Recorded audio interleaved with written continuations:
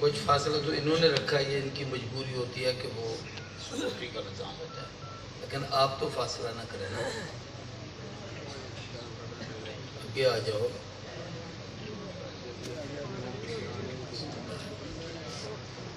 الحمدللہ رب العالمین والصلاة والسلام على سید الانبیاء والمرسلین وعلى آلہ واصحابہ الطیبین الطاہرین، اما بعد فاعوذ باللہ من الشیطان الرجیم، بسم اللہ الرحمن الرحیم، وما ارسلناک الا رحمتا للعالمین، قال النبی صلی اللہ علیہ وسلم انما بعثت معلما، وقال رسول اللہ صلی اللہ علیہ وسلم انما بعثت رحمتا مہداة، صدق اللہ العظیم وصدق رسولہ النبی الکریم۔ 40 ہے، درود شریف محبت کے ساتھ اللہم صلی علی محمد وعلی آل محمد کما صلیت علی ابراہیم وعلی آل ابراہیم انک حمید مجید، اللہم بارک علی محمد وعلی آل محمد کما بارکت علی ابراہیم وعلی آل ابراہیم انک حمید مجید۔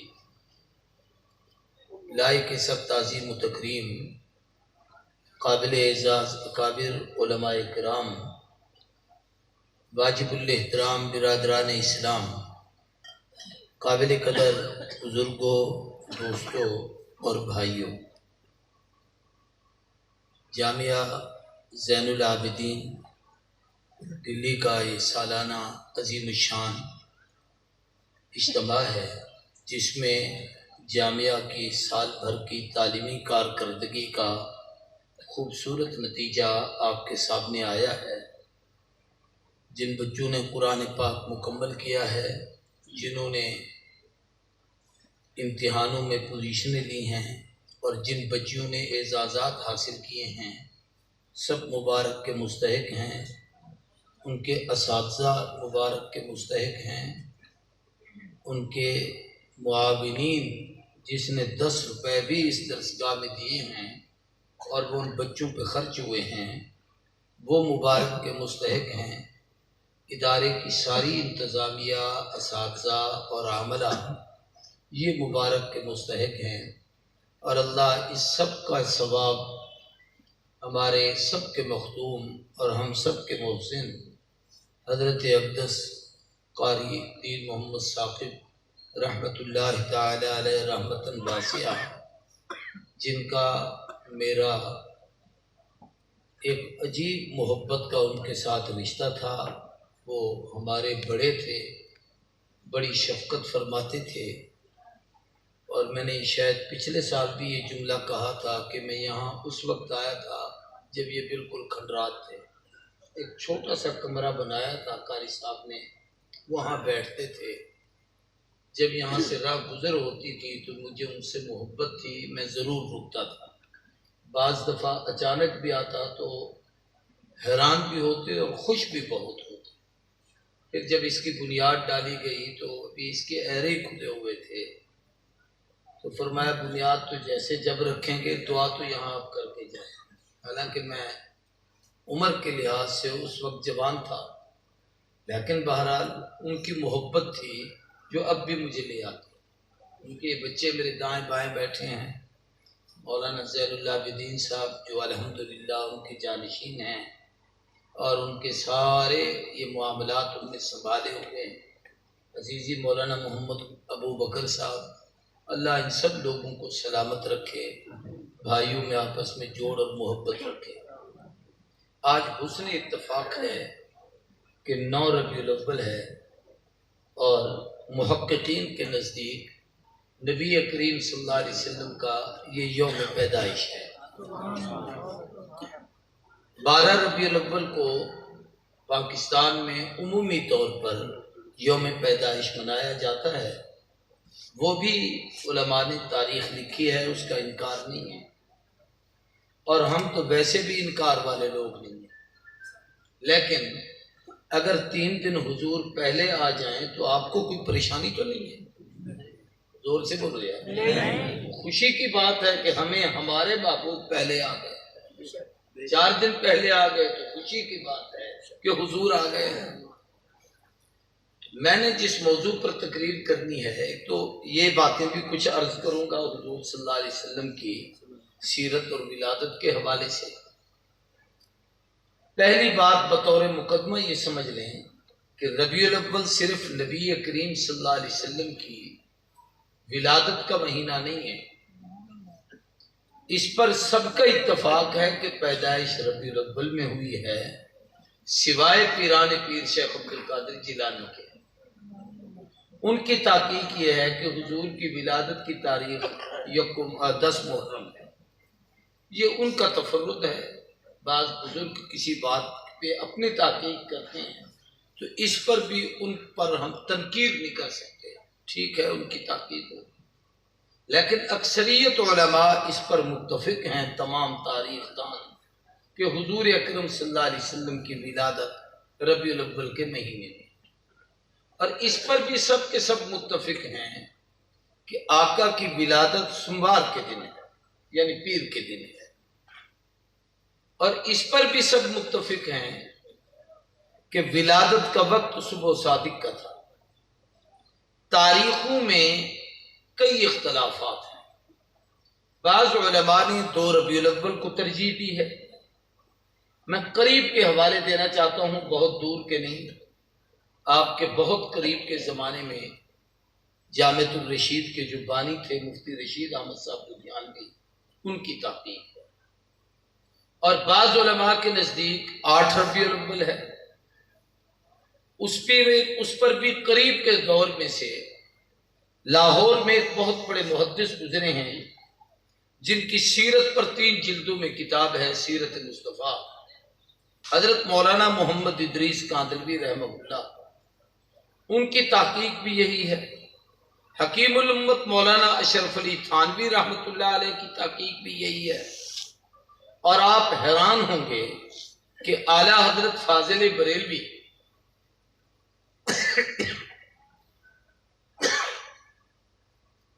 مولانا احمد رضا خان صاحب بریلوی،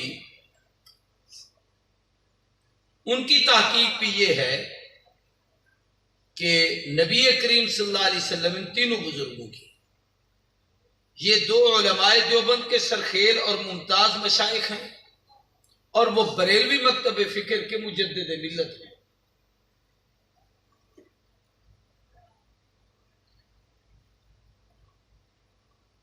کیونکہ دونوں اہل سنت کہلاتے ہیں تو ہم جھگڑے میں پڑنے والے نہیں، ہم تو سب موضوع پر سب کو اکٹھا کرتے ہیں، صحابہ کے لیے، اہل بیت کے لیے، ختم نبوت کے لیے، شان رسالت کے لیے، عظمت کے لیے، سب کو ایک پلیٹ فارم مہیا کرتے ہیں، اور یہ ہمارے اکابر کا اعزاز ہے کہ ہم اتنے سینے وسیع رکھ کے ان کو اپنے ہاں بلاتے ہیں۔ کسی میں اتنا حوصلہ نہیں کہ ہمیں اپنے سٹیج پر بلائے۔ تو میں یہ عرض کر رہا ہوں کہ ان تینوں بزرگوں کی تحقیق یہ ہے کہ نبی کریم صلی اللہ علیہ وسلم کی تاریخ ولادت 8 ربیع الاول ہے۔ مولانا احمد رضا خان بریلوی کے ہاں بھی ان کے فتاوی رضویہ کی 26ویں جلد میں ان کا ایک لکھا ہوا چھوٹا سا رسالہ ہے نطق الہلال، انہوں نے وہ لکھا ہی اس پر ہے کہ حضور کی ولادت کی تاریخ کب ہے۔ نطق کا معنی ہوتا ہے بولنا، اور ہلال کا معنی ہے چاند، کہ چاند بولتا ہے، یعنی یوں سمجھو تقویم کے نظام سے یہ جو علوم رکھتے ہیں اس حوالے سے، اور سائنسی علوم سے وابستہ لوگ ہیں اور اسی طریقے سے اس پر مہارت رکھتے ہیں، تو اس تحقیق سے انہوں نے یہ تحقیق نکالی ہے کہ حضور کی ولادت 8 ربیع الاول کو ہے، اور وفات انہوں نے بھی لکھی ہے کہ 12 کو۔ ایک تحقیق یہ ہے کہ حضور اکرم صلی اللہ علیہ وسلم کی ولادت 9 ربیع الاول کو ہے، اور یہ 9 ربیع الاول کی تحقیق عرب کے بڑے بڑے جید علماء اس پر تحقیق کر چکے ہیں، لیکن بر صغیر میں ایک عالم گزرے ہیں حضرت مولانا سید سلمان سلمان منصور پوری، قاضی سلیمان سلمان منصور پوری، انہوں نے اپنی تحقیق اس میں یہ لکھی ہے کہ حضور کی ولادت 9 ربیع الاول کو ہے۔ دینی مدارس میں ایک چھوٹا سا رسالہ پڑھایا جاتا ہے سیرت پر، مفتی محمد شفیع رحمہ اللہ کا سیرت خاتم الانبیاء ہے۔ یہ میں وہ حوالے دے رہا ہوں جو آپ کے گھروں میں کتابیں ہیں اور آپ کو آسانی سے مل جائیں۔ ایسی باتیں نہیں کہتا کہ میں آپ کو وہ حوالے دوں جن کتابوں کا پاکستان میں وجود نہ ہو۔ انہوں نے لکھی ہے سیرت خاتم الانبیاء، بچوں کے لیے چھوٹا سا رسالہ۔ اس میں انہوں نے اپنی تحقیق یہ لکھی ہے کہ حضور کی ولادت 12 ربیع الاول کو۔ ہمیں انکار نہیں کہ کس تاریخ کو آئے، ہمیں خوشی ہے 2 کو آئے تو ہمارے نبی، 8 کو آئے تو ہمارے نبی، 9 کو آئے تو ہمارے نبی، 12 کو آئے تو ہمارے نبی، ہمیں خوشی ہے کہ آقا آئے۔ میں اس پر ایک بات عرض کرنا چاہتا ہوں کہ اسلامی مہینوں میں سب سے محترم مہینہ جس کا نام قرآن میں ہے اور جس کی عظمت کو قرآن نے بیان کیا ہے وہ صرف رمضان ہے۔ شہر رمضان الذی انزل فیہ القرآن۔ لیکن حضور رمضان میں نہیں آئے، ربیع الاول میں آئے۔ علماء نے لکھا ہے اس کی وجہ یہ ہے کہ رمضان رمض سے ہے جس کا معنی جلا دینا۔ چونکہ رمضان میں شیطان جلتا ہے، رمضان میں گناہ جلتے ہیں، رمضان میں اللہ کے انعامات اور نیکیاں جو اہل ایمان اور روزے داروں پہ آتی ہیں اس کی وجہ سے دشمن جلتا ہے، تو یہ ان کو جلاتا ہے، مومن کو خوش کرتا ہے، اس لیے اس کو رمضان کہتے ہیں۔ معنی تو بہت اچھا ہے، لیکن ممکن ہے کہ کوئی دشمن اس لفظ کی نسبت نبی کی طرف کر دیتا کہ تمہارا نبی تو جلانے والے مہینے میں آیا ہے، تو یہ شان نبوت کے خلاف تھا۔ اللہ نے اس مہینے میں بھیجا جس کا نام ہی ربیع الاول ہے۔ ربیع کا معنی بہار ہے اور اول کا معنی پہلی، کہ پہلی بہار بن کے آئے۔ بہار سے پہلے خزاں ہے، جب موسم خزاں ہو تو اس کے اثرات مردوں پر بھی پڑتے ہیں، عورتوں پر بھی پڑتے ہیں، بچوں پر بھی پڑتے ہیں، انسانوں پر بھی پڑتے ہیں، جانوروں پر بھی پڑتے ہیں، پرندوں درندوں پر بھی پڑتے ہیں، درختوں پر بھی پڑتے ہیں، موسم پر بھی پڑتے ہیں۔ آدمی افسردہ ہوتا ہے، پیمردہ ہوتا ہے، پریشان ہوتا ہے، چہرے پہ خشکی ہوتی ہے، ہونٹ خشک ہو جاتے ہیں، جسم بیمار اور لاغر سے رہتا ہے۔ یہ خزاں کی فطرت ہوتی ہے۔ لیکن خزاں جب ختم ہو پھر بہار آنا شروع ہو تو بہار کے اندر 2 خوبیاں ہوتی ہیں۔ ایک تو بہار کے جب پہلے جھونکے شروع ہوتے ہیں تو جو خزاں کی وجہ سے درختوں پہ پتے خشک ہوئے تھے وہ گرتے ہیں، بہار کے پہلے موسم کی ہوا کی وجہ سے خشک ہو کے وہاں کھڑے تھے زمین پہ تب گرتے ہیں جب بہار آتی ہے۔ سبحان اللہ، نعرہ تکبیر، بابا جی ایک نعرہ زیادہ نہیں، میں نے پتا تسی میرے بڑے پرانے یار بڑی محبت ہے سر نال، اللہ جزا دے۔ لیکن میں اب اس وقت اتنا مریض ہوں کہ میں نے حضرت سے درخواست کی تھی اور انہوں نے بھی مجھے فرمایا تھا کہ 11 بجے آپ کی تقریر شروع ہوگی۔ میں اس لیے آ گیا تھا، لیکن میرے بیٹے نے میرے خیال شروع اس وقت کیا تھا، تو میں نے کہا چلو اب جو میرے ساتھ اتنا لمبا سفر کر کے آئے اس کا حق ہے آدھا گھنٹہ پڑھ لے، تو میں چپ کر کے بیٹھا رہا۔ ورنہ یہ کہ بھئی میں 12 بجے کے بعد تقریر کروں تو رات کو مجھے نیند نہیں آتی، اور پچھلے سال بھی میرا یہی ہے کہ میں یہاں نیند نہیں پوری کر سکا۔ اتنا لمبا جو شخص سفر کرے اس کو آرام کی بھی ضرورت ہوتی ہے، آخر انسان ہے، اور پھر اعصاب کمزور ہو جاتے ہیں بڑھاپے کی وجہ سے، بیماریوں کی وجہ سے۔ تو میں عرض کر رہا ہوں کہ پہلا تو فائدہ بہار کا یہ ہوتا ہے۔ دوسرا یہ ہوتا ہے کہ خشک پتے گر گئے تو نئی کونپلیں، نئی ہریالی، نیا سبزہ، نئی رونق، نئی بہار دنیا میں آتی ہے۔ تو نبی کریم صلی اللہ علیہ وآلہ وسلم نے جب قدم رکھا تو مہینہ تھا ربیع الاول، پہلی بہار۔ اب پہلی بہار پر جو واقعات دنیا میں رونما ہوئے وہ واقعی خزاں کے پتے تھے جو صبح گر گئے۔ کیا تھا علماء نے لکھا ہے پیدائش کے وقت کعبے میں پڑے ہوئے بت آپس میں ٹکرائے، اونھے منہ زمین پہ گرے، یہ بت نہیں گرے، یہ وہ خزاں کے پتے تھے جو گر رہے تھے۔ کسرا کے کنکرے گرے، یہ خزاں کے پتے تھے جو گر رہے تھے۔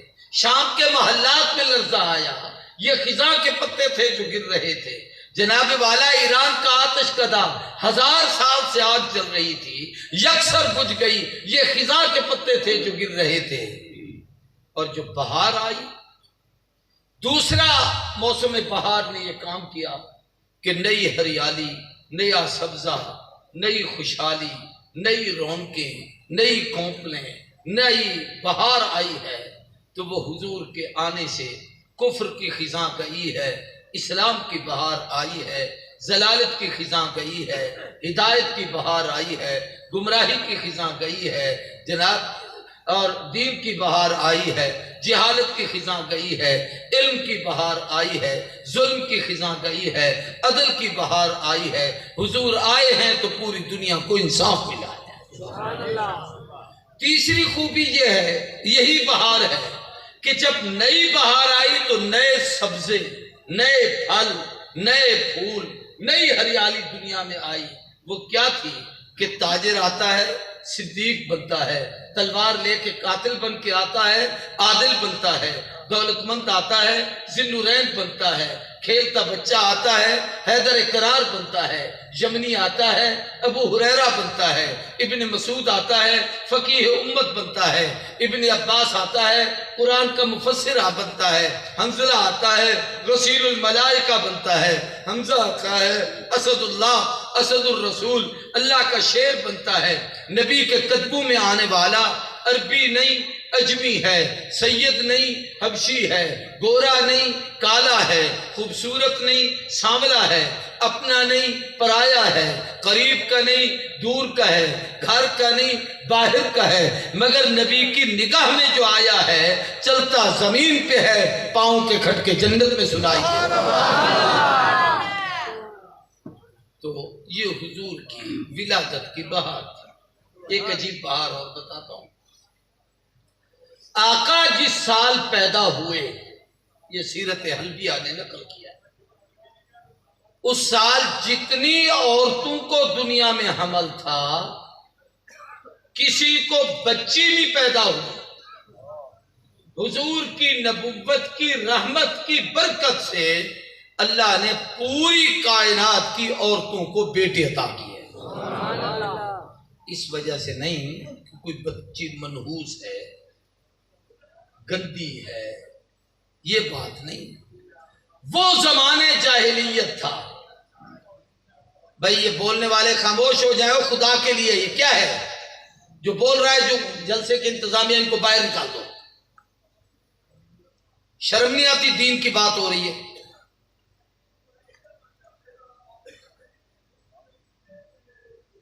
ان کو کون ذرا زور سے بول لیں، پھر میں بعد میں تقریر کروں۔ اور بولو یار، کچھ تو شرم کیا کرو۔ یہ بات نہیں کہ بچیوں کی اسلام میں کوئی عزت نہیں۔ اصل یہ تھا کہ زمانے جاہلیت میں لوگ بیٹیوں کو زندہ درگور کرتے تھے۔ زمانے جاہلیت میں عورت کی تذلیل ہوتی تھی۔ باپ کے مرنے کے بعد بیٹا ماں کو بیوی کی طرح اپنے حق میں رکھتا تھا۔ بازار کے چوراہے میں کھڑے کر کے اس کے حسن کی رعنائیاں بیان کر کے اس کو فروخت کرتا تھا۔ بیٹیوں کو زندہ دفن کر دیا جاتا تھا۔ عورتوں کو اتنا ان پہ ظلم ڈھایا جاتا تھا کہ الیاذ باللہ اگر کوئی آدمی مرتا تو اس کی بیوی کو قتل کر کے اس کے ساتھ دفن کرتے کہ یہ اس کی نحوست ہے، اور اگر کہیں وہ بچ جاتی تو اسے کسی کمرے میں بند کر دیا جاتا، جیسے کسی جانور کو باندھ کے دور سے ٹکڑا پھینکا جاتا ہے، ایسے اس کے کمرے میں اندر روٹی پھینکی جاتی، اس کو ہاتھ نہیں کوئی لگاتا تھا۔ یہ عورت پر ظلم رب کو تو پتا تھا کہ یہ لوگ ایسا کرتے ہیں، اب جب اللہ نے اپنے محبوب کو بھیجا تو فرمایا میرا نبی رحمت بھی بن کر آئے اور کسی کی بیٹی زندہ دفن ہو، یہ اللہ کی شان ربوبیت و رحمت کے خلاف ہے اور حضور کی رحمت کے خلاف ہے۔ اس لیے اللہ نے خود انعام دیا کہ پوری دنیا کو جتنی عورتیں تھیں سب کو اللہ نے بیٹی عطا کیا۔ اس کو کیا کہتے ہیں جی آپ کے انگریزی زبان میں سرپرائز دیا۔ میں تو یہ الفاظ نہیں جانتا، یہ آج کل نئے لوگ اچانک سرپرائز دے، وہ ایسے ہی سرپرائز تھا کہ سب کو بیٹے۔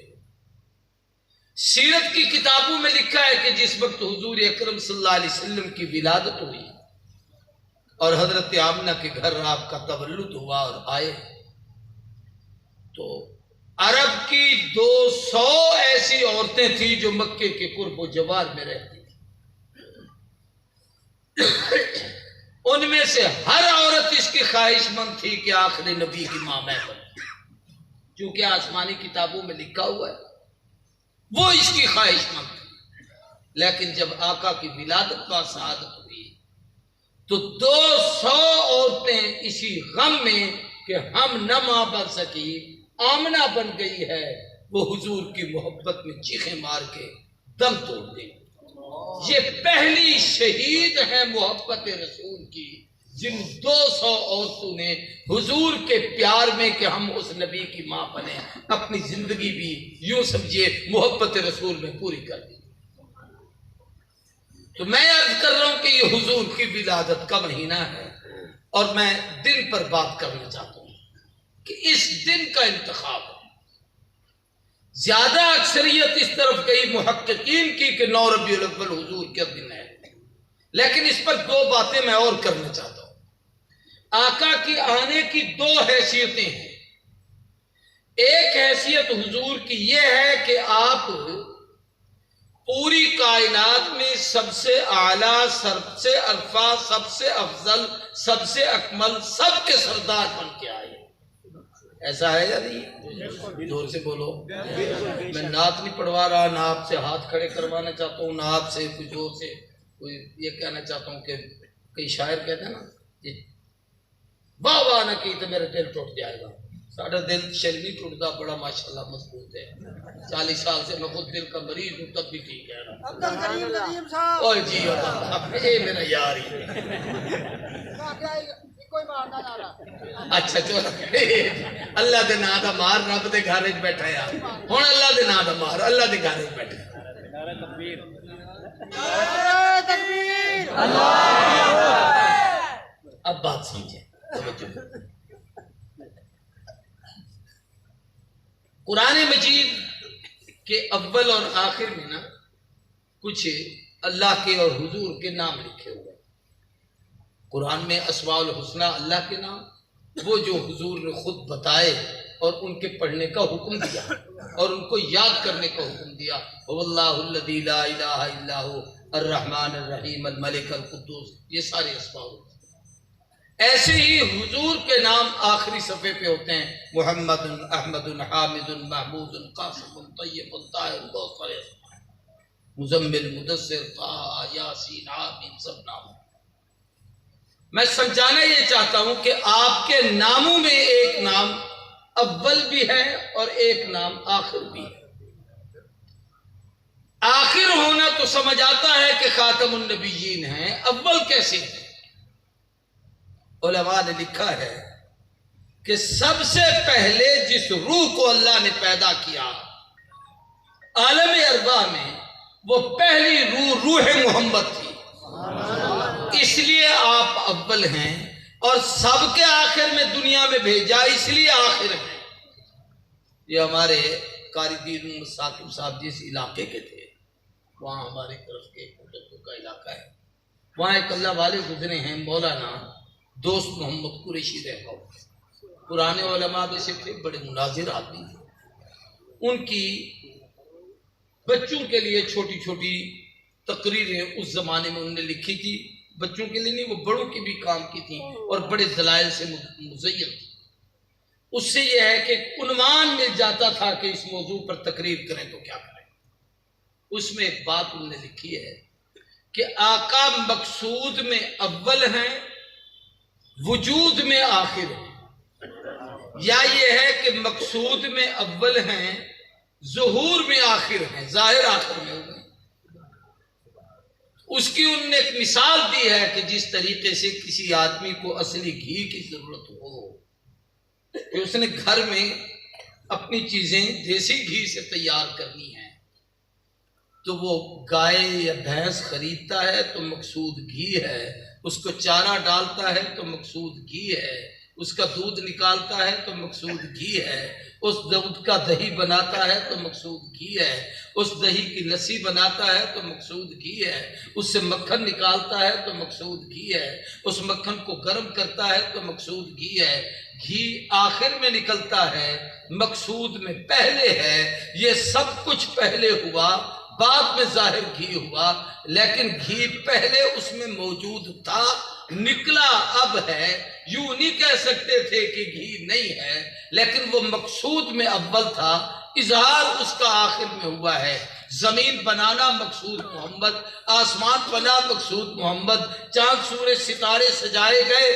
قرآن نے کہا لا اقسم بہذا البلد وانت حل بہذا البلد، محبوب اس شہر کی قسم، اس لیے کہ تو نے یہاں آنا ہے۔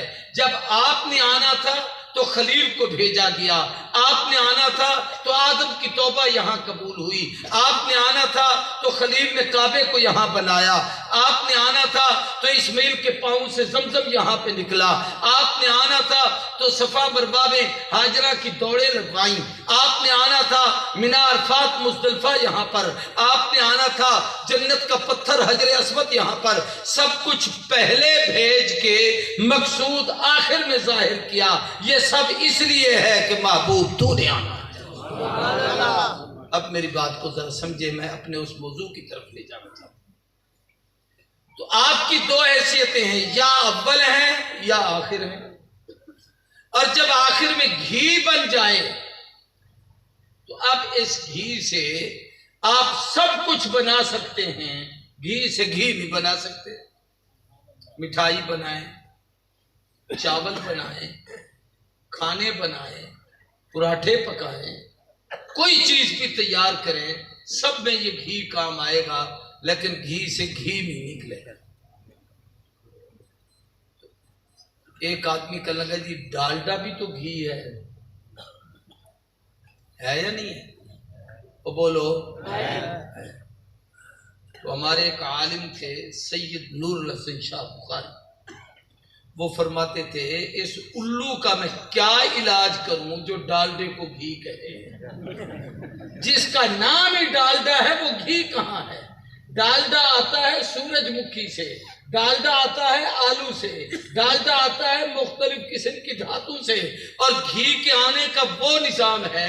ڈالڈے کا یہ ہے جس کے پاس اصلی گھی ہو اسے ڈالڈے کی ضرورت نہیں، ہمارے پاس اصلی محمد ہے، ہمیں کسی نبی کی ضرورت نہیں۔ محمد مصطفیٰ زندہ باد۔ اب یہ بات سمجھیں، تو یا تو آقا پہلی تاریخ کو آتے کہ آپ اول ہیں، یا آخری تاریخ کو آتے 29-30 کو کہ آپ آخر ہیں۔ تو یہ 2 کیوں ہے، 8 کیوں ہے، 9 کیوں ہے، 12 کیوں؟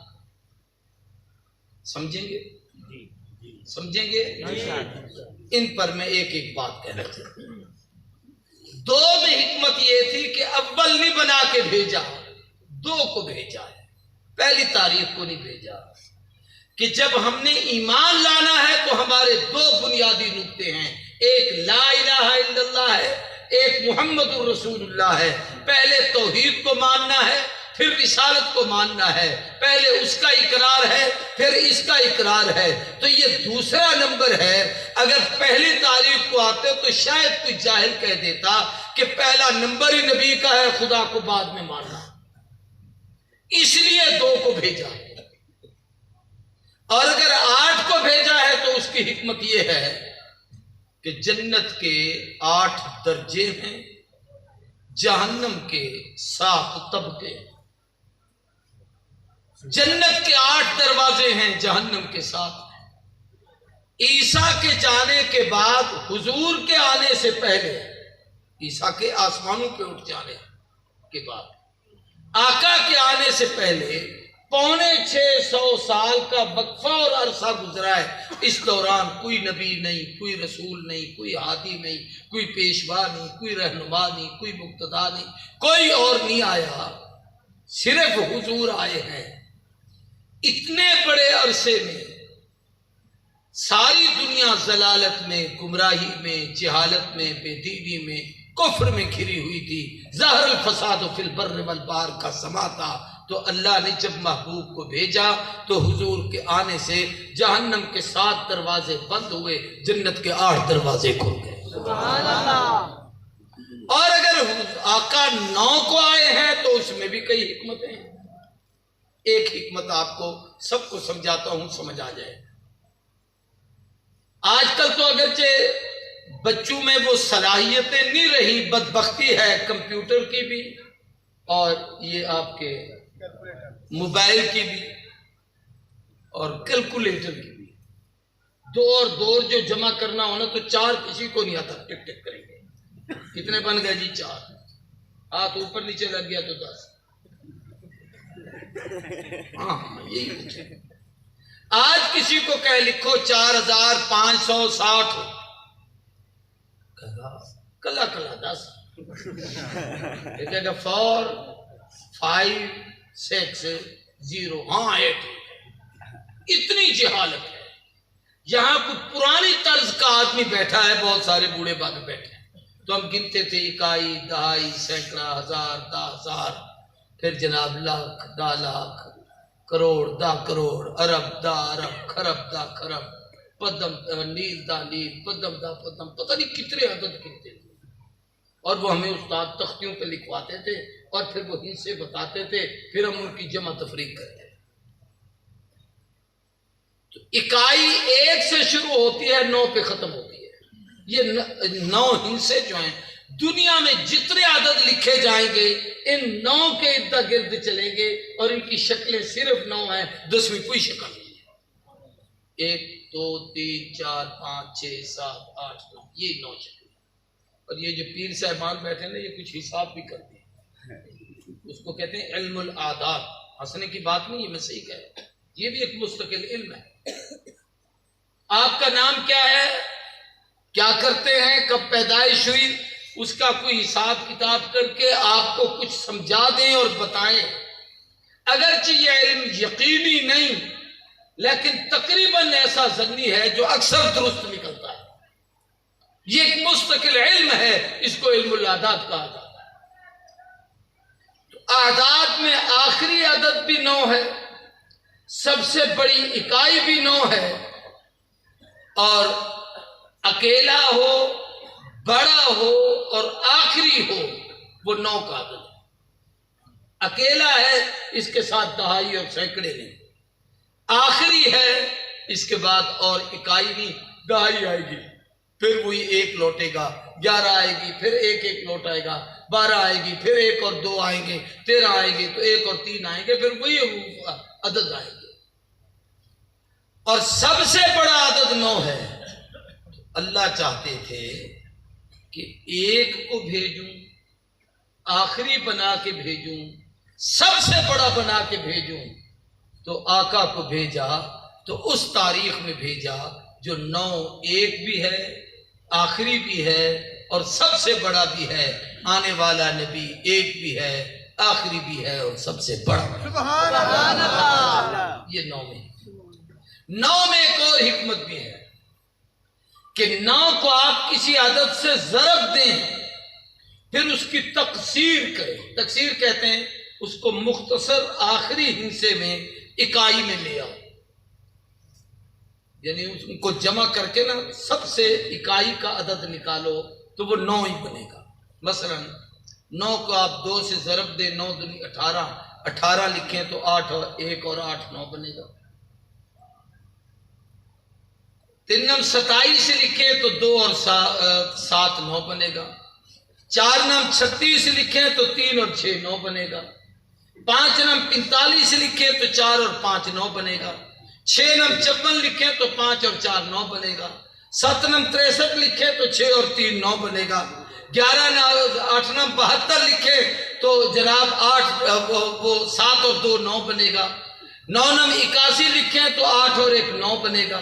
10 9 90 لکھیں تو 0 نکال دو پھر اکائی میں لے آؤ تو 9 بنے گا. 11 9 99 لکھیں تو دونوں 9 بنے گی. 9 کو 9 میں جمع کرو تو پھر 9 دونی 18. اس 18 کو اکائی میں لے آؤ تو 8 اور 1 9 بنے گا. 12 نام 108 لکھے تو 0 نکل جائے گی. 8 اور 1 9 بنے گا. ہزاروں تک چلے جاؤ 9 9 رہتا ہے، تقسیم نہیں ہوتا.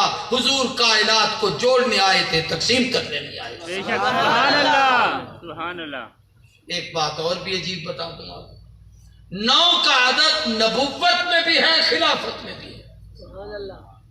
اس لیے کہ نبی کے بعد نبی آتا تھا، ختم نبوت کے بعد نبوت نہیں اب خلافت ہے. یہی وجہ ہے کہ حضور کی عمر دنیاوی 63 سال ہے، 6 اور 3 9 ہے. صدیق کی عمر 63 سال ہے، 6 اور 3 9 ہے. عمر کی عمر 63 سال ہے، 6 اور 3 9 ہے. عثمان کی عمر 81 سال ہے، 8 اور 1 9 ہے. حضرت سیدنا علی کی عمر 63 سال ہے، 6 اور 3 9 ہے. اب اگلی بات چلتے ہیں. اگر 12 ربیع الاول ہے تو اس میں بھی کچھ حکمتیں ہیں. وہ کیا ہیں؟ ایک حکمت تو 12 ربیع الاول میں یہ ہے کہ ولادت بھی 12 ہے، اور اتفاق ہے بشمول دیوبندی بریلوی اہل حدیث علماء کے کہ حضور کی دنیا سے رخصتی کی تاریخ 12 ربیع الاول. یہ سب کا اتفاق ہے.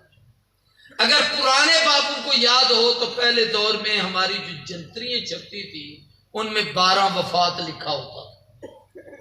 یہ اب جا کے عید میلاد النبی کے حوالے سے ہم لوگوں نے یوم منانا شروع کیے، ورنہ پہلے 12 وفات لوگ یاد کرتے تھے. ہے نا جی، بابے میں یاد ہے.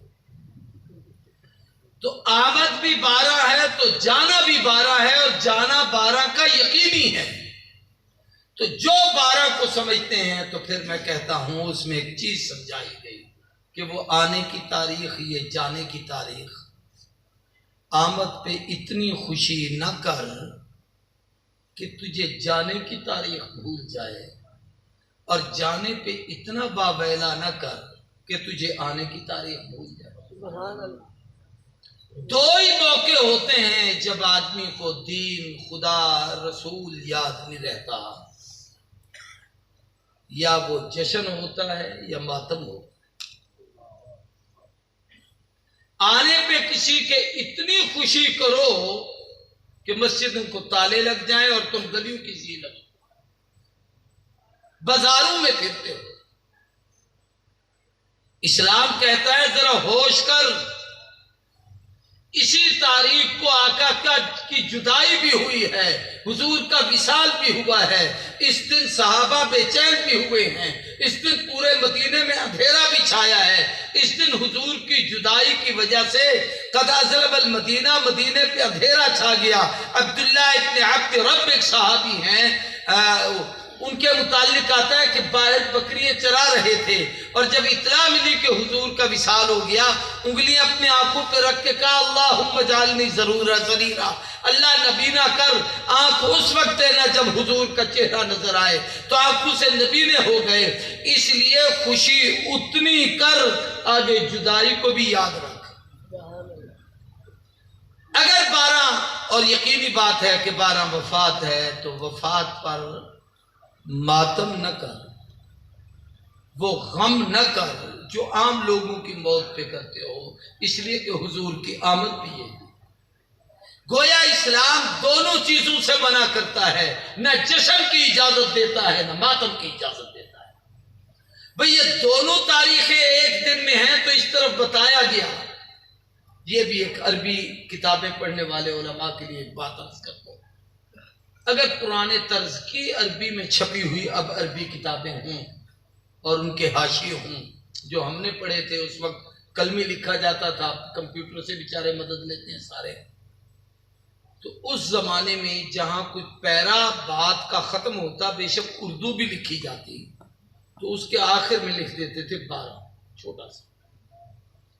آپ نے بھی پڑھا ہوگا. ہم نے اپنے اساتذہ سے پوچھا استاد جی یہ 12 کیا ہے؟ تو کہنے لگے یہ علامت ہے حد کی. کس کی؟ بولو یار. حد کیا ہوتی ہے؟ کسی چیز کی انتہا.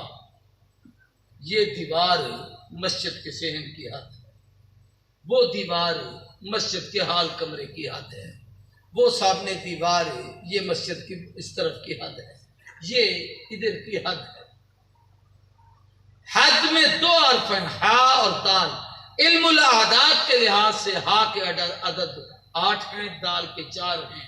8 اور 4 12. تو 12 علامت ہے حد کی. تو مسئلہ سمجھایا گیا کہ یہ 12 میں آئے، اس 12 کو حضور گئے.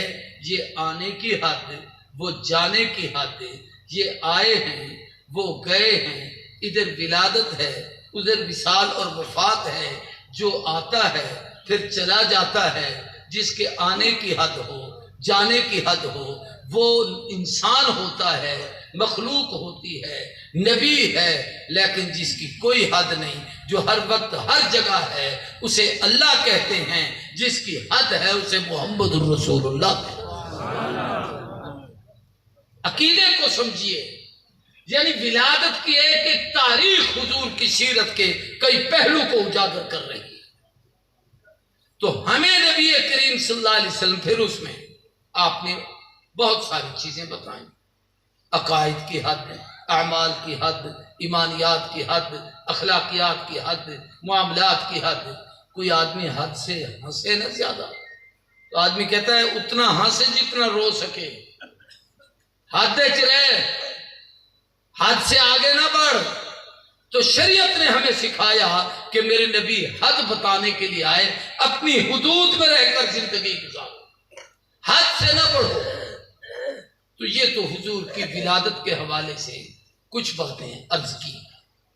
اور پھر یہ کہ نبی کو جب خدا دنیا میں بھیجتا ہے اور بالخصوص آقا آئے ہیں، تو حضور کی چونکہ زندگی کو قرآن نے نمونہ کہا، لَقَدْ كَانَ لَكُمْ فِي رَسُولِ اللَّهِ أُسْوَةٌ حَسَنَةٌ، تمہارے لیے اس اللہ کے رسول میں کامل ترین نمونہ موجود ہے. تو آپ کے ایک ایک عمل میں نمونہ موجود ہے. حدیث میں آتا ہے جب آپ کی ولادت ہوئی تو ولد رسول اللہ طاہرا مطہرا، پاک صاف پیدا ہو. آپ کو کسی نے صاف نہیں کیا. بچہ ماں کے پیٹ سے آتا ہے، بعض دفعہ آلودگی اس کے جسم پر ہوتی ہے، اسے صاف کیا جاتا ہے. ولد رسول اللہ مغسولا، غسل کیا ہوا تھا. کہ کوئی یہ نہ کہے کہ یہ ایسے پیدا ہوئے تھے، فلاں نے غسل دیا تھا. اللہ نے کہا میں پاک کر کے بھیج رہا ہوں تاکہ قیامت تک کی انسانیت کو پاک کرے. ولد رسول اللہ مکحولا، آنکھوں میں سرما ڈالا ہوا تھا. جیسے مائیں بچوں کو سنوارتی، بناتی، سنگارتی ہیں، آنکھوں میں سرما ڈالتی ہیں. اللہ کہتے ہیں میں نے محبوب کو خود سنوار کے بھیجا. ولد رسول اللہ صلی اللہ علیہ وسلم مختونا، حضور کی پیدائش ہوئی تو آپ کا ختنہ کیا ہوا تھا. ہر ایک کا ختنہ دنیا میں ہوتا ہے، حتیٰ کہ کتابوں میں سیدنا خلیل سے اس سنت کی ابتدا ہے تو 80-90 سال کی عمر میں ان کا ختنہ ہوا. لیکن حضور پیدا ہوئے تو ختنہ شدہ تھے. اس لیے کہ کل کو کوئی یہ نہ کہے کہ فلاں آدمی نے اس کا ختنہ کیا. آقا فرماتے ہیں میرے گھٹنے سے لے کر ناف تک یہ سطر کا حصہ ہے. میں جب سے پیدا ہوا ہوں، فرمایا میرے جسم کے وجود کے اس حصے پر کبھی کسی کی نظر نہیں پڑی. اللہ نے مجھے اتنا پاک کر کے پیدا کیا. ولد رسول اللہ مقطوعاً، کہ ناف کی نالی کٹی ہوئی تھی. بے اندر جا کے کوئی کاٹ آیا تھا؟ کس نے کاٹی تھی؟ کیسے کٹی ہوئی تھی؟ تو علماء نے اس پر ایک بات لکھی ہے جو سمجھانا چاہتا ہوں. جیسے عیسیٰ بغیر باپ کے ماں کے پیٹ میں پیدا ہوئے، حضور ابے کے پشت سے اماں کی بطن اطہر میں تو گئے، لیکن وہ ناف کی نالی لگتی اور ادھر سے خون ادھر منتقل ہوتا. تو پیغمبر کے خون کو پاک اور صاف کہا گیا ہے. یہ خون ادھر جاتا. اللہ نے اپنی قدرت اور امر کن سے آپ کے وجود میں خون کو پیدا کیا ہے، اس لیے فرمایا وہ ناڑی کٹی ہوئی تھی، گویا اس کا تعلق ہی پیٹ کے ساتھ تھا۔ یہ وہ نبوت کی خصوصیات ہیں۔ پھر یہ میں نے پیدائش کی کچھ باتیں ابھی آپ کے سامنے عرض کی، ان میں سے ایک یہ ہے کہ حضور کی ولادت عام بچوں کی طرح نہیں ہوئی۔ بی بی کہتی ہے ایک تو دوران حمل مجھے کبھی تکلیف نہیں ہوئی، کبھی متلی نہیں آئی، قے نہیں آئی، طبیعت خراب نہیں ہوئی، میں بے چین نہیں ہوئی، پریشان نہیں ہوئی، اس لیے کہ حضور رحمت للعالمین تھے۔ ہر بچہ ماں کے پیٹ میں ماں کے لیے ایذا ہے، نبی ہے جو اپنی ماں کے لیے بھی رحمت بن کے آئے۔ میں تھوڑا سا یہ پہلو آپ کے سامنے، چونکہ آیت میں نے رحمت اللہ عالمین کی پڑھی تھی تو اس کی مناسبت سے بھی سمجھا۔ ہر بچہ ماں کو تکلیف دیتا ہے کہ رات کو پیشاب کر دیتا ہے، بی بی کہتے ہیں حضور نے کبھی اپنے بستر پر پیشاب نہیں کیا۔ ہر بچہ روتا ہے، ماں کو تکلیف ہوتی ہے۔ حضور زندگی بھر بچپن میں جیسے بچے بھوک پیاس سے بلبلاتے سسکتے اور روتے ہیں، بی بی کہتی ہے حضور کو میں نے روتے نہیں دیکھا، یہ ضرور دیکھا ہے کہ جب آپ کو دودھ پلانے کا وقت آتا تھا مجھے خود بے چینی ہوتی تھی، میرے سینے میں دودھ ابلنے لگتا۔ پھر ہر بچہ اپنے ماں کے لیے آزمائش ہے، بستر پہ پیشاب کیا ہے، ماں ادھر سوتی ہے بچے کو ادھر، حضور کے لیے ایسے کبھی نہیں ہوا۔ نبی کریم صلی اللہ علیہ وسلم نے آپ کی زندگی کی عجائبات ہیں جو آدمی حیران، یہ میری کتاب ہے حضور کی سیرت پر تذکرہ محبوب کبریا، اس میں نے 200 وہ خصوصیات لکھی جو صرف حضور کی ہیں، باقی نبیوں کی نہیں ہیں۔ ان میں سے ایک یہ ہے کہ حضور 2 مہینے کے تھے، آپ نے بولنا شروع کر دیا۔ کبھی کوئی تصور میں بھی ہے کہ 2 مہینے کا بچہ بولے؟ نہیں، چلنا شروع کر دیا تھا۔ اور جس وقت آپ 3 مہینے کے ہوئے تو آپ دوڑ لگاتے تھے، اور جب آپ 5 مہینے کے ہوئے تو بولنا شروع کیا اور بڑی فصیح زبان سے آپ بولتے تھے۔ 6 مہینے میں ایسے گفتگو کرتے تھے جیسے اہل عرب با کمال قسم کی گفتگو کرتے، اور 9 مہینے حضور کی عمر تھی تو آپ نے تیر اندازی کرنا شروع کر دیا۔ اس لیے یہ کہنا کہ نبی ہمارے جیسا ہوتا ہے یہ سب سے بڑی حماقت ہے، انسانوں میں سے ہیں جیسے نہیں۔ پسینہ اس لیے آتا ہے کہ میں اور آپ بھی انسان، نبی بھی انسان ہے، میرے پسینے میں بدبو ہے، نبی کے پسینے میں کستوری کی سے زیادہ خوشبو ہے، اس لیے پسینہ آیا کہ ہم میں سے ہیں، خوشبو اس لیے ہے کہ ہم جیسے نہیں۔ میں اور آپ سوتے ہیں، ہماری نیند ناقض وضو ہے، اس لیے کہ ہم انسان ہیں۔ حضور سوتے تھے، علماء بیٹھے، ان سے پوچھو اٹھ کر حضور کھڑے ہوتے اور آپ کھڑے ہونے کے بعد نوافل شروع کر دیتے، نماز شروع کر دیتے۔ پوچھا گیا تو فرمایا تنام عینایا ولا ینام قلبی، آنکھیں سوتی ہیں میرا دل تو خدا کی یاد میں جاگتا رہتا ہے۔ سبحان اللہ۔ تو یہ نبی کی وہ خصوصیات ہیں۔ پھر سر سے پاؤں تک پورے جسم کی خصوصیات ہیں۔ ہر آدمی کی درمیانی انگلی بڑی ہوتی ہے، یہ حضور کی شہادت کی انگلی سب سے بڑی تھی، اس لیے کہ آپ پوری جب بھی کوئی تقریر اور بیان کرتے تھے صرف اس انگلی کو آسمان کی طرف اٹھاتے اور اللہ کی وحدانیت کا ذکر کرتے، اشہد اللہ الہ الا اللہ، اللہ وحدہ لا شریک ہے، اللہ ایک ہے، اللہ خالق ہے، اللہ مالک ہے، تو اللہ کی طرف اشارہ ہوتا تھا۔ فطرتاً رب نے اس انگلی کو بڑا بنایا تھا تاکہ بڑے کی عظمت کے لیے انگلی بھی بڑی ہونی چاہیے۔ سبحان اللہ۔ میرے پیارے دوستو، اب میں آپ کو قریب لے آتا ہوں اپنی گفتگو سمیٹنے کے، اس کو غور سے اس پیغمبر میری گل سنو، یہ دسو عید میلاد النبی، اچھا چلو میں سمجھ گیا، سوال سمجھ گیا ہوں، سنو جواب سنو، سوال سمجھ گیا، جواب سنو۔ عید کا نام کتوں آ گیا؟ وہ میں دستا ہوں۔ دسنا بھی عید دا نا کہ حدیث میں آتا ہے کہ ہر سوموار کو اور ہر جمعرات کو حضور روزہ رکھتے تھے۔ ہر سوموار اور ہر جمعرات کو حضور کیا کرتے تھے؟ روزہ رکھتے تھے۔ ہمارا دین دین کامل ہے۔ اليوم اکملت لکم دینکم واتممت علیکم نعمتی ورضیت لکم الاسلام دینا۔ ہم نے تمہارا دین کامل کر دیا ہے۔ آپ ہر پیر کو اور جمعرات کو آپ سے پوچھا گیا تو آپ نے فرمایا کہ جمعرات سوموار وہ دن ہے فیہ ولدت، اس میں پیدا ہوا، فیہ بعثت، اس میں مجھ پر پہلی وحی آئی اور میں نبی بنا۔ پھر فرمایا فیہ ہاجر، تو میں نے اس میں ہجرت کی، اس دن سوموار کے دن ہجرت، اور جب مدینے پہنچے تو سوموار کے دن، اور جب دنیا سے رخصت ہوئے تو سوموار کے دن۔ تو آقا سوموار کو روزہ رکھتے تھے۔ کہہ دو کیا کرتے تھے؟ اونچی آواز سے کہو، زور سے کہو، کیا کرتے تھے؟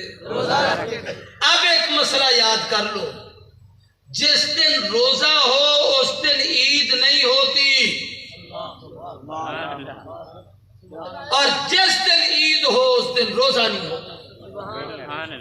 آقا کی ولادت کا دن نبی کے روزے کا دن ہے، روزہ ہے تو پھر عید نہیں، اور اگر تیرے بقول عید ہے تو پھر یہ روزہ نہیں ہے، اور یہ دونوں چیزیں کٹھی نہیں ہو سکتی کہ عید کا دن ہو اور روزہ رکھے وہ شیطان ہوتا ہے، اور روزے کا دن ہو اور کھائے پیے اور خوشیاں کرے وہ بھی شیطان ہوتا ہے۔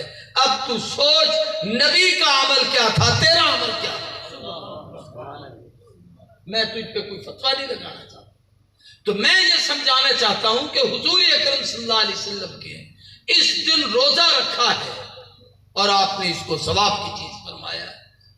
رحمت کائنات امام الانبیاء صلی اللہ علیہ وآلہ وسلم نے پوری زندگی امت کو نمونہ دیا ہے۔ اب میں آخر میں ایک تو چھوٹی سی باتیں، چونکہ ٹائم کافی ہو گیا ہے اور میرا مزاج نہیں ہے لمبی بات کرنے کا، آپ نے عملی زندگی امت کو دی ہے۔ پہلے نبیوں کی زندگی میں اور حضور کی سیرت میں جو نمایاں فرق ہے وہ یہ ہے، توجہ سے بات کو سمجھنا، کہ ان کے تذکرے تو ہیں، پوری زندگی نمونہ نہیں۔ جن کے پاس نمونہ نہ ہو وہ یوم مناتے ہیں، اور جن کے پاس نمونہ ہو وہ سیرت اپناتے ہیں۔ یہودیوں کے ہاں، عیسائیوں کے ہاں عیسیٰ کی زندگی کا کوئی گوشہ واضح نہیں ہے۔ عیسائیوں کے ہاں تو شادی کے احکام بھی نہیں ہے، کہ عیسیٰ نے خود شادی نہیں کی، کسی کو کیا شادی کا حکم دے۔ ہمارے بہاولپور کے قریب ایک قصبہ، ایک تحصیل ہے اس کی یزمان منڈی، میں وہاں ایک جلسے میں تقریر کر رہا تھا، بڑی پرانی بات، بڑے بڑے 2-3 شیخ الحدیث ہمارے مولانا عطاء الرحمن صاحب جامعہ مدنیہ بہاولپور کے ہیں، وہ بھی وہاں تھے اور علماء بھی تھے۔ عیسائیوں کا ایک بہت بڑا چک تھا، ممکن ہے آپ کے اس چک میں بھی رہتے ہوں، وہاں بھی یہاں بھی، تو میں ان کی ہدایت کے لیے ایک بات کر رہا ہوں تاکہ اللہ ان کو بھی سمجھ دے دے۔ وہ ایک چک تھا، ہم وہاں پر بیٹھے ہوئے تھے، تقریر ہو رہی تھی، تو میں نے کہا کہ وہ مدرسہ تھا، ایک مسجد، مدرسے کے سنگ بنیاد تھا مدرسے کا، تو میں نے کہا حضور کی سیرت کامل ہے اور قیامت تک کے لوگوں کے لیے نمونہ ہے، اور دین کی دعوت دینے کا حق بھی اسی کو ہے کہ جس کے نبی کی زندگی کامل ہو اور اس کے نبی پہ اترنے والی کتاب محفوظ ہو۔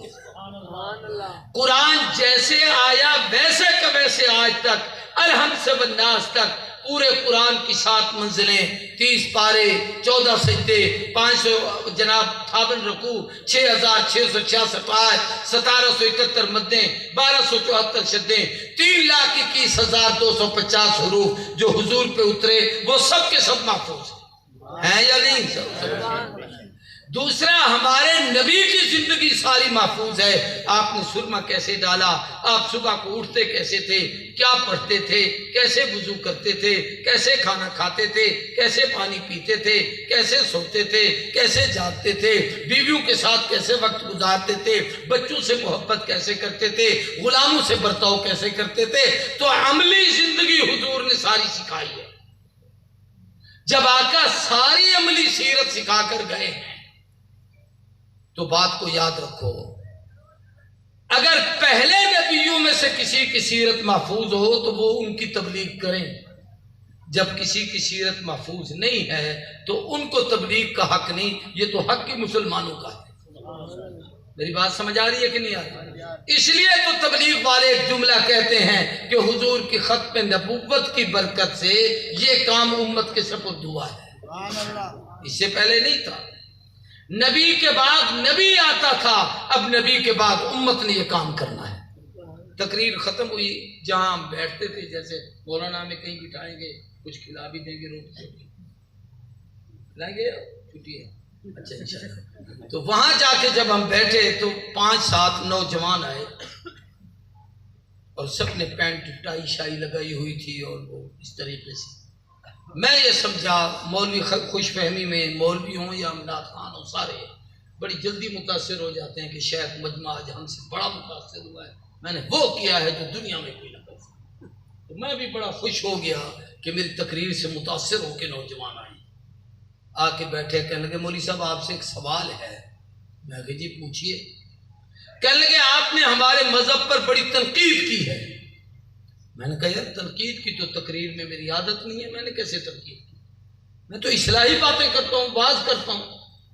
اس نے کہا آپ نے کہا ہے کہ آدم سے لے کر عیسیٰ تک کسی نبی کی امت کو تبلیغ کا حق نہیں ہے. میں نے کہا میں نے اس کی 2 دلیلیں پیش کی کہ ہمارے نبی کی زندگی بھی محفوظ ہے, از ولادت تا وفات ایک ایک بات دنیا میں موجود ہے, الفاظ بھی موجود ہیں, اعمال بھی موجود ہیں. عربی میں ایک کتاب ہے مشارق الانوار, حدیث کی کتاب ہے, ہزاروں حدیثیں اس کے اندر وہ موجود ہیں جو صرف حضور نے زبان سے ارشاد فرمائی, جن کو قولی حدیثیں کہا جاتا ہے. عملی حدیثوں کے لیے پھر کتابوں کی انتہا ہوئی پڑی ہے, سیرت پر بڑا کچھ لکھا گیا ہے. تو اس نے کہا کہ کتاب تو ہمارے نبی کے پاس بھی تھی, زندگی ہمارے نبی کی بھی تھی. میں نے کہا آپ کے نبی کی کتاب کون سی ہے؟ اس نے کہا بائبل, انجیل. کون سی؟ جب اس نے انجیل کہا تو جب ہم طالب العلم تھے اور پڑھتے تھے تو مولانا منظور احمد چنیوٹی رحمہ اللہ حضرت درخواستی کے مدرسے میں خانپور پڑھانے کے لیے آتے تھے, مختلف فن پر مناظرہ. علامہ توسوی آتے تھے, ڈاکٹر خالد محمود صاحب آتے تھے, یہ بڑے پرانے لوگ آتے تھے. تو اس وقت حضرت چنیوٹی نے ہمیں رد عیسائیت پڑھایا تھا کہ عیسائی یہ سوال کریں تو اس کا یہ جواب ہے, یہ سوال کریں تو اس کا یہ جواب. کچھ باتیں میرے دماغ میں بھی تھی. اس نے جب یہ کہا نا کہ ہمارے پاس بائبل انجیل موجود ہے تو میں نے بڑے دبنگ طریقے سے کہا, میں نے کہا کون سی انجیل؟ وہ ایک دم سہم. اس کو یہ پتہ چل گیا کہ مولوی کو ہمارے انجیلوں کے حشر کا پتہ ہے. اس وقت بھی 4 قسم کی انجیلیں ان کے پاس ہیں, مرقس کی انجیل, یوحنا کی انجیل, لوکا کی انجیل, متی کی انجیل. اور وہ ان انجیلوں میں کمال کی بات یہ ہے کہ ایک انجیل والا دوسری انجیل کو غلط کہتا ہے, وہ اس کو غلط کہتا ہے, وہ اس کو غلط کہتا ہے, وہ اس کو غلط کہتے ہیں. ہم مسلمان 1000 فرقوں میں بٹ جائیں, یہ دیوبندی ہیں, یہ بریلوی ہیں, یہ اہل حدیث ہیں, یہ حنفی ہیں, یہ شافعی ہیں, یہ مالکی ہیں, یہ حنبلی ہیں, یہ نقشبندی ہیں, یہ سہروردی ہیں, یہ چشتی ہیں, یہ قادری ہیں, یہ رفاعی ہیں, یہ فلانے ہیں. جتنے ہم بن جائیں ہم آپس میں تو ایک دوسرے پر بحث کر سکتے ہیں, لیکن کبھی کسی نے یہ کہا ہے کہ میرا قرآن صحیح ہے, بریلوی کا صحیح نہیں ہے. بولو. کسی بریلوی نے کہا ہے کہ میرا قرآن ٹھیک ہے, دیوبندیوں کا صحیح نہیں ہے, ایسے کہا ہے؟ قرآن ہم سب ایک مانتے ہیں اور سارے سچا مانتے ہیں. ایسا ہے یا نہیں ہے؟ زور سے بولو. تو میں نے اسے کہا بھی تم کس انجیل کی بات کرتے ہو؟ وہ پھر سہم کیا کہ اب میں کیا کروں. پھر میں نے دوسرا سوال کیا, انجیل کس زبان میں آئی ہو؟ تو ان کی زبان تھی عبرانی. عبرانی زبان کے حروف ابجد بھی اس وقت دنیا میں نہیں ہے. ہمارے حروف ہے نا ابجد، الف با تا سا، اور اردو میں الف بے تے پے ٹے کیا بلا ہوتی ہے، جو بھی یہ سارے الفاظ ہوتے ہیں. تو جو زبان باقی رہتی ہے اس کے ابجد باقی رہتے ہیں. جس کی زبان کا وجود ختم ہو گیا ہے اس کا کوئی حرف بھی باقی نہیں. تو میں نے کہا جو تم انجیل پیش کرتے ہو یہ اردو میں ہے جی، انگریزی میں ہے جی. تو عیسیٰ کی زبان تو نہ انگریزی تھی نہ اردو تھی، تمہیں کیسے پتا چلا کہ یہ عیسیٰ کی کتاب ہے؟ نہ عیسیٰ کے کسی شاگرد نے اس کا ترجمہ کیا نہ بتایا. پھر کمال یہ ہے کہ عیسیٰ پر کتاب اتری کٹھی، لکھا 12 شاگردوں نے، آگے نسخے بن گئے 1000، اور قرآن مجید میرے نبی پہ اترا 23 سال.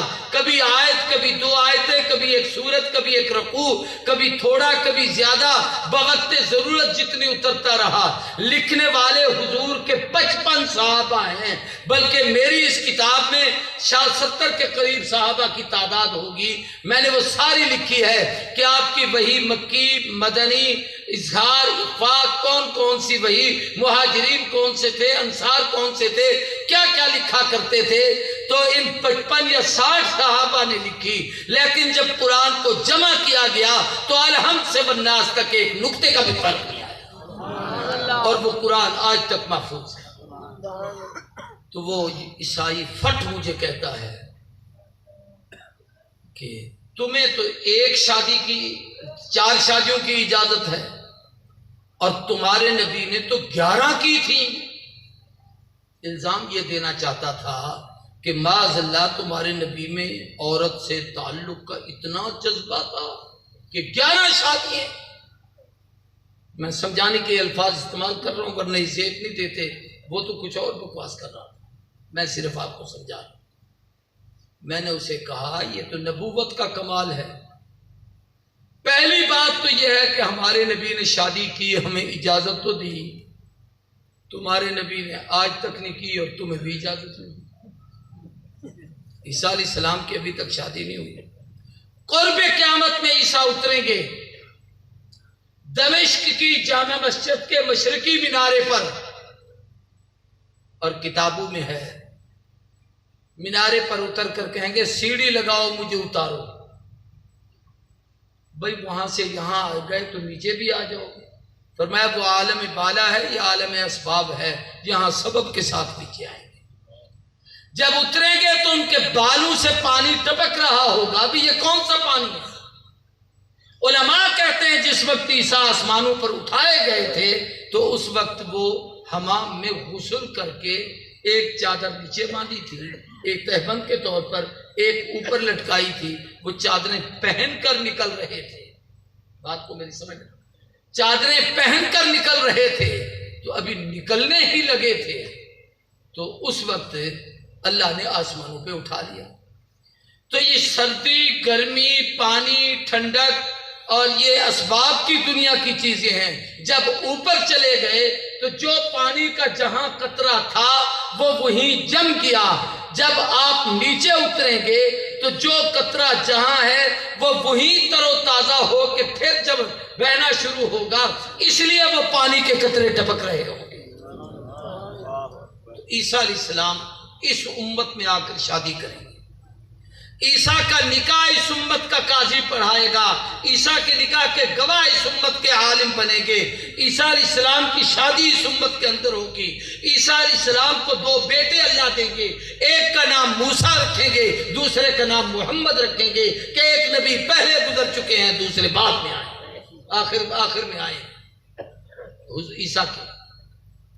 تو میں نے اسے کہا بھی تمہارے نبی نے تو شادی نہیں کی، تمہارے پاس شادی کا کیا نمونہ ہے؟ اب وہ چپ. اس نے چونکہ حضور کی شادی پہ اعتراض کیا تھا تو میں نے اسے کہا کہ دنیا میں 11 قسم کی عورتیں ہیں جن سے نکاح کیا جا سکتا ہے، 12ویں کوئی قسم نہیں. کتنی؟ سارے بولو. حضور نے کتنے نکاح کیے تھے؟ اگر کوئی 12ویں قسم ہوتی تو حضور بھی نمونہ بتاتے۔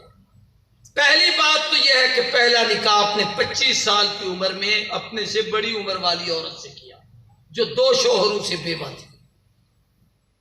اگر دنیاوی خواہش اور جذبات اور وہ نفسانی انسانی جذبات ہوتے جس کو تم محسوس کر رہے ہو، اگرچہ نبی کی طاقت جنت کے 100 آدمی سے بھی زیادہ ہے، اور جنت کے ایک آدمی میں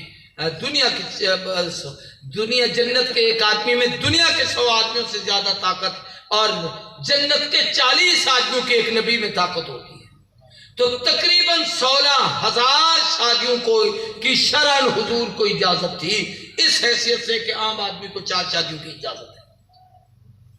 لیکن حضور نے 11 پہ اکتفا کیا، اور اس میں یہ کمال کر دیا کہ خدیجہ 25 سال حضور کی خدمت میں رہیں، تو حضور نے صرف اسی کے ساتھ ہی تعلق رکھا، دوسری شادی نہیں کی۔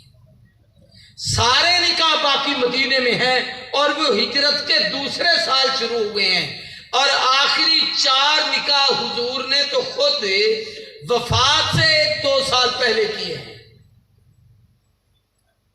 اور وہ اتنے نکاح کیوں کیے تھے کہ جس قبیلے کی خاتون سے حضور شادی کرتے تھے وہ قبیلے والے حضور کے رشتہ دار بن جاتے تھے، اس عورت کا وہ سبب بنتی اس قبیلے میں دین کی دعوت کا۔ اور مدنی زندگی میں حضور نے عملی زندگی سکھائی ہے، معاملات سکھائے ہیں۔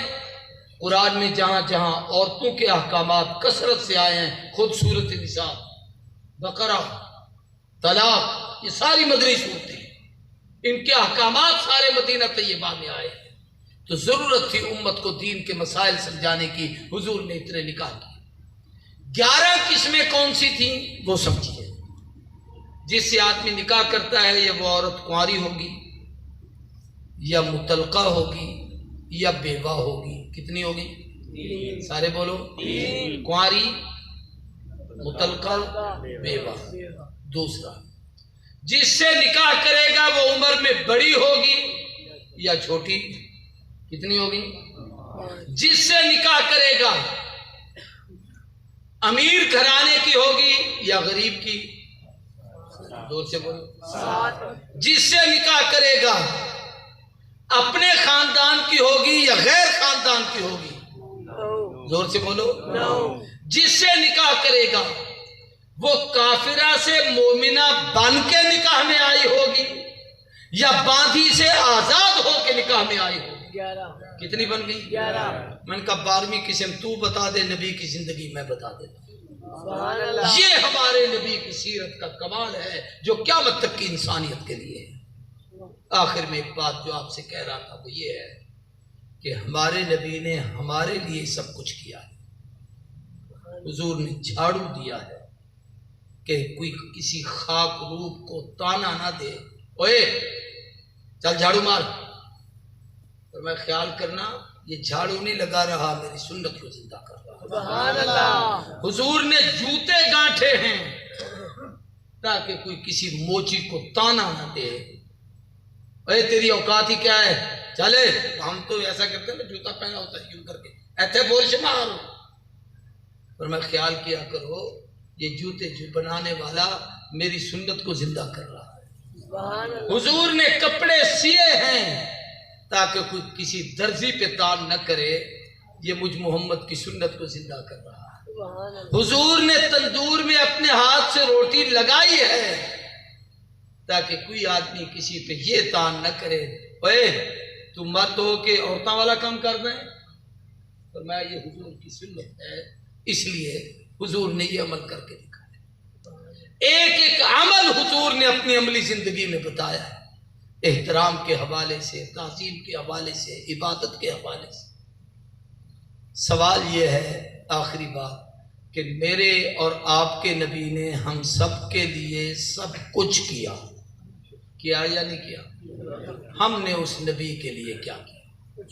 عبد الکریم صاحب گل سنو، عیسائی کے آخر نے کہ حضرت عیسیٰ خدا دا پتر ہے، یہ دسو تھوڑا جہا۔ انہوں تو پوچھو نا بھی پتر کی میں خدا دا بیٹا کوئی نہیں، تو لم یلد ولم یولد ہے، ना उसने किसी को जना और ना वो وہ ہو گیا نا ہوں تسی مینوں سناؤ یا میں صحیح نہیں مانتے او نہیں مانتے تو تسی منواونا ہے یہ جتنی باتیں میں نے کہی ہیں یہ آپ ان سے منوائیں تو تب بھی نہیں مانیں گے، یہ تو میں آپ کو سمجھا رہا ہوں۔ تو میرے پیارے بھائیوں، آپ سے ایک وعدہ لینا چاہتا ہوں۔ ایک تو یہ ہے کہ ہم میں سے ہر گھر میں کم از کم ایک بچہ قرآن کا حافظ ہونا چاہیے۔ جو جو یہ نیت کرتے ہیں کہ اپنے بچوں کو قرآن پڑھائیں گے، ہاتھ کھڑا کریں۔ اللہ جزاک دے۔ یہ جامعہ زین العابدین ہمارے محبوب اور بزرگ دوست حضرت قاری دین محمد ثاقب رحمہ اللہ کا یہ میرا اپنا مدرسہ ہے۔ میں نے آپ کو بتایا کہ ان کا بھی شباب اور عروج تھا اور ہمارا بھی وہ دور تھا، تو ہم نے اکٹھے یہ وقت گزارا ہے۔ میں آپ سے وعدہ لیتا ہوں، یہ ان کے چھوٹے دو بچے بیٹھے ہیں دونوں، وہ ابو بکر ہے کوئی اور وہی ہے نا، یہ ہمارے بچے ہیں، لیکن اب آپ کے لیے یہ قاری دین محمد صاحب، آپ نے ان کے ساتھ وہی تعاون کرنا ہے جو ان کے ساتھ کرتے ہو۔ مدرسے کے ساتھ بھی ویسے ہی تعاون رکھنا ہے، بچوں کے ساتھ بھی۔ اپنے بچوں کو یہاں داخل کریں۔ میں حضرت سے پوچھ رہا تھا کوئی ضرورت ہے مدرسے کی، میں تقریر میں کہہ دوں، مجھے کہتے ہیں کسی چیز کی ضرورت نہیں، ان کو کہو صرف اپنے بچوں کو داخل کرا کے اولادوں کو دیندار بنا لیں، یہ ہماری آخرت ہے بس۔ قاری صاحب نے بھی پوری زندگی اسی پہ محنت کی، میں بھی یہی آپ سے کہتا ہوں، اپنے بچوں کو دین پڑھاؤ، اپنی بچیوں کو یہاں بنات کا بہت بڑا مدرسہ ہے، اور ماشاءاللہ بھی بتا رہے تھے کہ 500 سے زائد بچیاں یہاں سے فاضلہ عالمہ بن چکی ہیں۔ تو اپنی بچیوں کو یہاں پڑھاؤ، دین سکھاؤ، تاکہ دین پنپے پھلے پھولے۔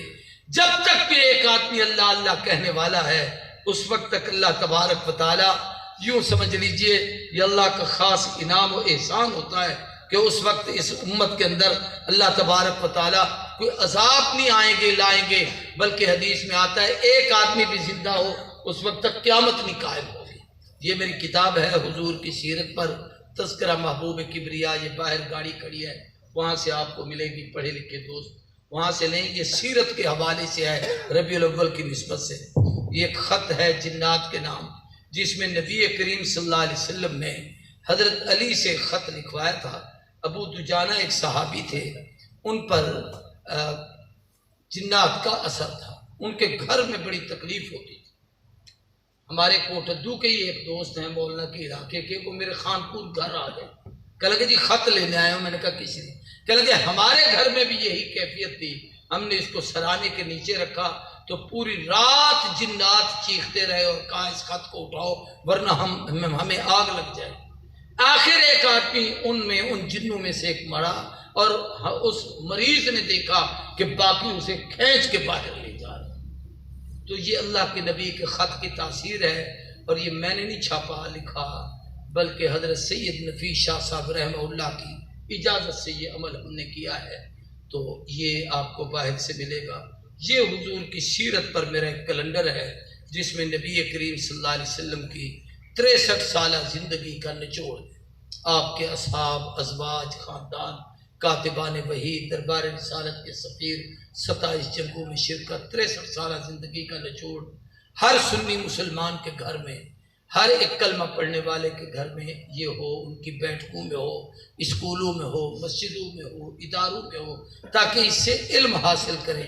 اس پہ پتہ بھی لکھا ہوا ہے، اگر منگوانا چاہیں تو وہاں سے بھی منگوا سکتے ہیں۔ یہ بھی آپ کو باہر گاڑی سے ملے گا۔ اللہ حاضری کو قبول کرے۔